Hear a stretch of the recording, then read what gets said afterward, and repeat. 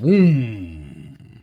What's going on, guys? It's another beautiful day to bill search. We're going through my loose pocket money. We're going to see if we find some rare bills that are worth way more than their face value. I'll show you what to look for, so that way you know when you go through your money. So if you didn't know, you're new to the channel, there is a ton of things you can find in your banknotes, but without me just listing them off, let's just go through them. A little bit older, $1 note 2006. $1 notes have around a 10-year lifespan in circulation, so this one's already far beyond that. I look for fancy serial numbers, ink issues, misaligned prints, huge errors, as well as just variety notes, web notes, star notes, things like that. Some good repetition in this serial number, but nothing too crazy. 2006 notes don't really have too much variety to them that differs them from previous notes. Now, notes that are from 1988 through 96 are going to be web notes, where they changed up the way that they printed them, so you'll want to hold on to those as they gain value. 777s, so that's kind of cool, but not repetitious enough in this serial number for me to hold on to. And don't get confused by that little smudging of ink around the 2 and the 4 in the beginning of the serial number, because that's from this thing being wet. I can tell that from all this color transfer from pants over to the bill. Sometimes it'll be blue. That's usually pretty common from blue jeans. Little free highlighter. That's going to detract from value if it was collectible. 2013 series. Keep an eye out for 2013 B star notes. Those have duplicates that are known. So they screwed up at the BEP at 2 different printing facilities. I think most notably the Fort Worth one, though. Anyway, they ended up printing serial numbers with star notes twice at the 2 different facilities due to miscommunication and poor planning. So those can be worth really good money if you come across B-series star notes. You can go to a website. I have a good link to it. They're a great site. That's, I think it's B-series project or something like that. B13 project, something like that. But I'll put a link in the description box. You can go to that and try to find your matching pair. So that's pretty cool. Nothing so far. Little bit of an ink smear. Kind of cool. Little tiny, teeny, tiny speck right there. But hey, we don't find those too often. So even though it is small, it is an error. It's a little excess ink that was probably a stray on the plate when it printed this. So it just kind of transferred it over the note. And that little teeny tiny dot. Is it worth money? I wouldn't say it's worth a ton. If I were to pay the money to go get it, graded, all that good stuff. But with the damage, that's going to be a key factor. And it's a really small ink smear, I think within acceptable range, so to speak. But it is really cool. And I'll count it as a find, but I'm not going to hold on to it. 2017 A series, a ton of those. Couple of 5s, couple of 7s. But nothing going on there. Little bit of wet ink transfer. That's what that little, it looks like a thumbprint almost. That's just it's one of 2 things. In this case, it actually looks more like it's just excess ink coming through from the front of the note.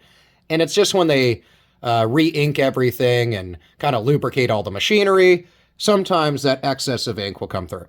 Other times you'll see a reversed image of either the reverse or obverse of a note on another note. That's because they cut them from a sheet that they print them on. They'll then stack them one atop the other, and it'll transfer some ink over. So you'll end up having kind of a ink transfer error. But I think it's cool, so we'll set it aside. 2017 A note. Some 3s, some 5s. Nothing crazy going on.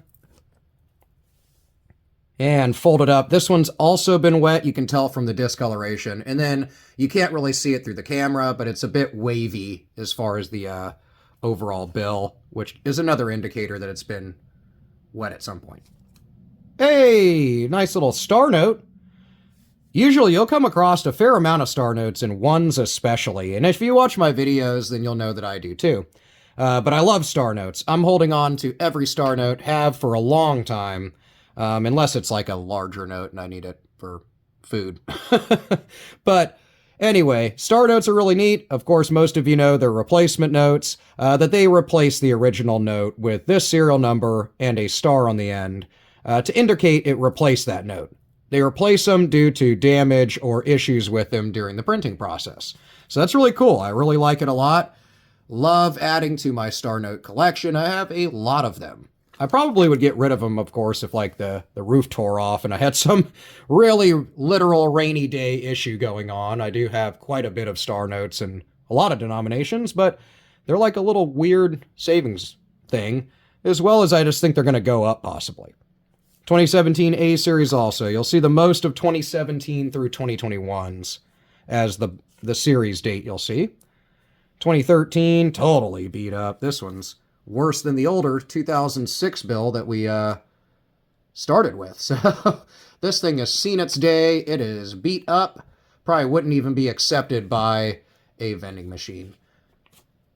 Let me know if you're like me and you seem to get nothing but the beat up stuff. 2017 A. Nothing going on there. Nice little 8s. Would have been cool to just have all 8s, right?